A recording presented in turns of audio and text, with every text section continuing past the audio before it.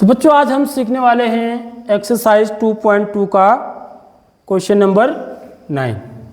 ठीक है, तो इम्पोर्टेंट क्वेश्चन है। ये हमको एक समीकरण दे रखी है और हमें क्या करना है, इस समीकरण को हल करना है। समीकरण को हल करने का मतलब इसमें जो चर है उसका मान ज्ञात करना है, और वो मान ऐसा होगा कि जिसको हम इस समीकरण में यदि रखें तो मेरा बाएं पक्ष और दाएं पक्ष दोनों क्या आएंगे, बराबर आने चाहिए।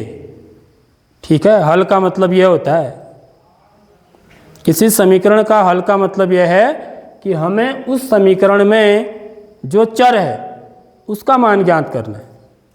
और वो मान कैसा होगा, वो मान ऐसा होगा कि जिसे हम इस समीकरण में रखें तो इसके बाएं पक्ष और दाएं पक्ष, बाएं पक्ष माने बराबर का इस तरफ वाला, दाएं पक्ष माने बराबर के इस तरफ वाला, बराबर आएंगे। ठीक है, उसको हम पहले जांच भी कर चुके हैं कई सवालों में, तो यहाँ पर जांच करने को नहीं बोल रहा है, लेकिन आप चाहें तो कर सकते हैं जांच। उससे आपको क्या होगा, अपने उत्तर पर मेरा उत्तर सही है या गलत है इसका पता चलेगा। ठीक, तो इसको कैसे हल करेंगे, देखिए सबसे पहले तो हमको इसको क्या करना है, इनको साफ दिख रहा है जो, क्या करना है, ब्रैकेट लगाया ना, ब्रैकेट के बाहर 3 है, यहाँ ब्रैकेट लगा हुआ है इसके बाहर 2 है, यहाँ भी ब्रैकेट लगा हुआ है इसके बाहर 4 है। तो इसका मतलब क्या करना है, पहले गुणा करना है, गुणा करना है इससे। ये ब्रैकेट लगने का मतलब यहाँ पर गुणा का चिन्ह होता है, समझ में आ रही बात। तो 3 से हमको इस पूरे को गुणा करना है। इसमें कितने पद हैं, 2 पद है। पहला पद क्या है, 5z, और दूसरा पद क्या है, ऋण 7। तो 3 से 5z को भी गुणा करेंगे, 3 से ऋण 7 को भी गुणा करेंगे। फिर समझ लो ना एक बार बढ़िया करके। ऐसे यहाँ पर ऋण 2 है, ऋण 2 से 9z को भी गुणा करेंगे, ऋण 2 से ऋण 11 को भी गुणा करेंगे। ठीक है, ऐसे इस तरफ भी। तो ये ऐसे प्रोसेस करके हम उसको क्या करते जाएंगे, सरल करते जाएंगे। तो सरल करते करते हम z का मान निकालेंगे। ठीक है, तो देखो इसको मैं चाहूँ तो पहले ऐसे लिख सकता हूँ, देखिए 3 गुणा 5z, यह मतलब हुआ इसका। ठीक है, अब देखिए अब चिन्हों का गुणा करेंगे, धन गुणा ऋण, ऋण 3 गुणा 7। समझ में आ रही बात, यह हो गया गुणा, गुणा करके लिख दिया मैंने, अभी गुणा किया नहीं है, सिर्फ लिखा है। फिर यहाँ पर ऋण 2 है, ये धन 9 है, देखो ये धन 9z। तो ऋण गुणा धन ऋण, देखो पहले चिन्ह लगा दिया, 2 गुणा 9z। अब देखिए ऋण गुणा ऋण, ऋण गुणा ऋण क्या हो जाएगा, धन। तो पहले चिन्ह लगा लो, 2 गुणा 11, वही कठिन है क्या बात। इधर देखिए 4 गुणा 8z, धन गुणा धन क्या होता है, धन ही होता है। समझ में आ रही बात, इसलिए मेरे को चिन्ह का यहाँ पर नहीं है, यहाँ पर धन गुणा ऋण, ऋण 4 गुणा 13, धन ऋण, सॉरी ऋण है, ऋण 17, ऋण 17 को ऐसे लिख देंगे क्योंकि यह कोष्टक से बाहर है। आगे इतनी बात समझ में, बस इतनी बात आ गई। तो अब मेरे को गुणा करना है सही ढंग से, पहाड़े आने चाहिए मेरे को गुणा करने के लिए। 3×5 15z, ऋण चिन्ह में पहले ही लगा चुका हूँ। ठीक है, 3 7 21, ऋण 9 दूनी या 2 नम 18z। तो इसमें चर क्या है, z है, धन 11 दूनी 22, 2 को 11 से गुणा करेंगे तो कितना आएगा, 22, 4 8 32, 4 8 कितना होता है, 32। तो पहाड़े आने चाहिए, मैं पहले ही बता रहा हूँ ये z। ऋण 4 को 13 से गुणा करेंगे, तो 4 को 13 से गुणा करो या 13 को 4 से गुणा करो, एक ही बात होती है। क्रम विनिमय नियम, गुणन का क्रम विनिमय नियम। तो तिरछको 52, तो ऋण 52 ऋण 17। ठीक है, आगे बात समझ में। अब क्या करेंगे, इसके बाद क्या करते हैं, अब गुणा कर दिया मैंने, गुणा करके रख दिया, कोष्टक मेरे सब साफ हो गए, अब कोष्टक हट गए हैं। इसके बाद क्या करेंगे, कोई बच्चा बता सकता है? इसका बाद अगला जेड वाले पदों को एक साथ रखेंगे, समझ रहे हो बात। इसके बाद जो चर वाले, जिसमें चर है, चर क्या है इसमें, जेड है, तो चर वालों को एक साथ लेना है मेरे को।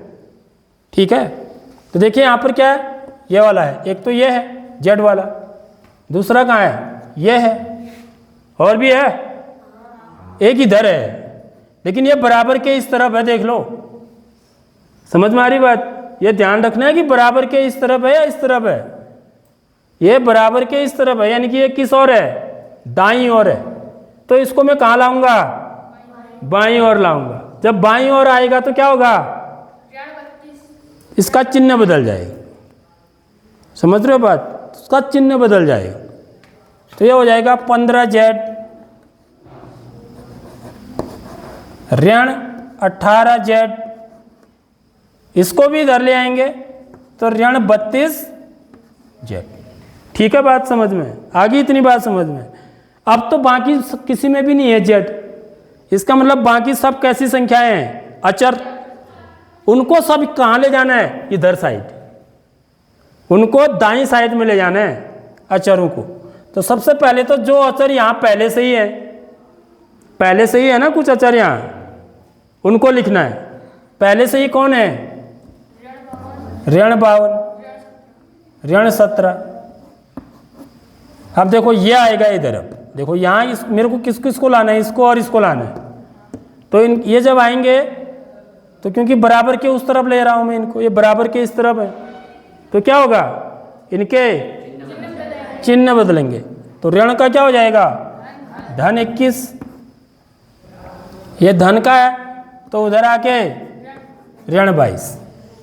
आगे बात समझ में है, तो कठिन नहीं है। उसके बाद क्या आना चाहिए आपको, पूर्णांकों का जोड़ घटाना, वो आना चाहिए, समझ रहे हो। तो हम क्या करेंगे, 15Z, इनके समान चिन्ह है, देखो ये भी ऋण का है, ये भी ऋण का है, समान चिन्ह वालों को क्या कर देते हैं, जोड़ देते हैं। चिन्ह किसका आएगा, बड़े का, तो यहाँ दोनों ही बड़े, दोनों के चिन्ह ही ऋण है, तो बड़े का भी जो होगा वो ऋण ही होगा। अब इनको जोड़ेंगे, 8 में 2 जोड़ेंगे 10 का 0, हासिल 1, 3 और 1 4 और 1 5, 15Z ऋण 50Z। समझ में आ रही बात। ठीक इसी प्रकार यहाँ भी देखो, समान चिन्ह वालों को जोड़ दो, ये तीनों समान चिन्ह वाले हैं, चिन्ह इनके आगे से होते हैं, देखो ये साफ दिखते भी हैं। यदि हमारी नज़र कमज़ोर नहीं है तो आपको साफ दिखेगा, ये ऋण का, ये ऋण का, ये ऋण का, यानी कि इन तीनों को जोड़ देंगे और जो उत्तर आएगा वो किस में आएगा, ऋण में ही आएगा, क्योंकि तीनों के चिन्ह ऋण है। समझ रहे हो, तो चिन्ह हमेशा किसका आता है, बड़ी संख्या का, तो तीनों के ही चिन्ह ऋण है, तो बड़ा वाला भी ऋण चिन्ह का ही है, देख लो।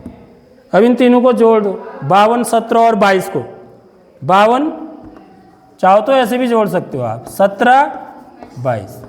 यदि ऐसे डायरेक्ट जोड़ने में कई बार हम गलती कर जाते हैं, तो हम ऐसे भी जोड़ सकते हैं, 52 17 22 तीनों को जोड़ना है। 7 2 9 9 2 11 का 1, हासिल 1, 5 और 1 6, 6 और 1 7 2 91 आ गया, -91। ठीक है, धन कितना, 21। अब इसको छोड़ नहीं देना है, ये मौजूद है अभी यहाँ पर, इसके साथ तो हमने कुछ भी नहीं किया अभी, समझ रहे हो। तो हम भूल जा रहे हैं चीज़ों को लिखना बीच में, तो इसके साथ तो कुछ नहीं किया ना, इन तीनों का किया मैंने अभी। तो ये तो अभी बचा है, तो धन 21 यहाँ पर रहेगा, क्योंकि ये विपरीत चिन्ह वाला है, धन चिन्ह वाला है। अब देखिए यहाँ पर यह किस चिन्ह का है, धन, यह किस चिन्ह का है, ऋण। तो कैसे चिन्ह है, विपरीत चिन्ह होने पर क्या करते हैं, चिन्ह किसका आता है, तो किसका चिन्ह आएगा,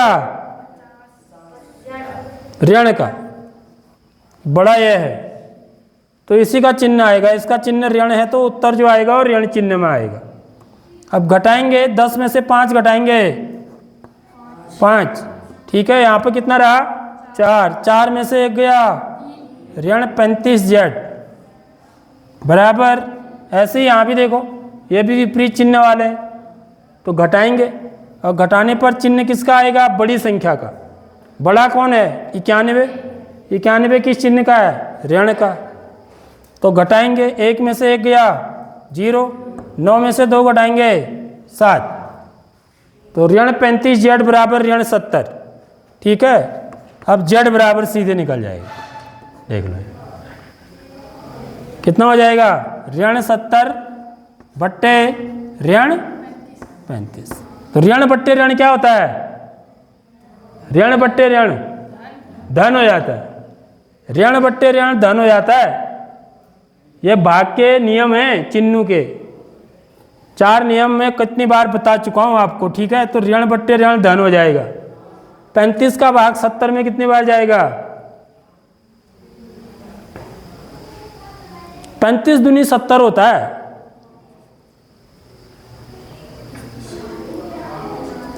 समझ में आ रही नहीं आ रही बात, नहीं आ रहा है तो काट के भी देख सकते हो आप, किसका भाग जाता है दोनों में,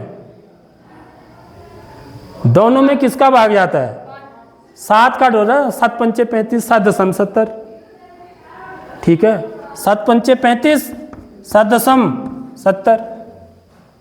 अब 5 का भाग 10 में कितनी बार गया, 5 एकम 5, 5 दूनी 10, 5 से भी काट सकते हो, कोई दिक्कत नहीं है, तब भी हो जाएगा। देखो क्या है उत्तर 2, मैंने पहले ही बोल दिया था ना, 35 दूनी 70 होता है।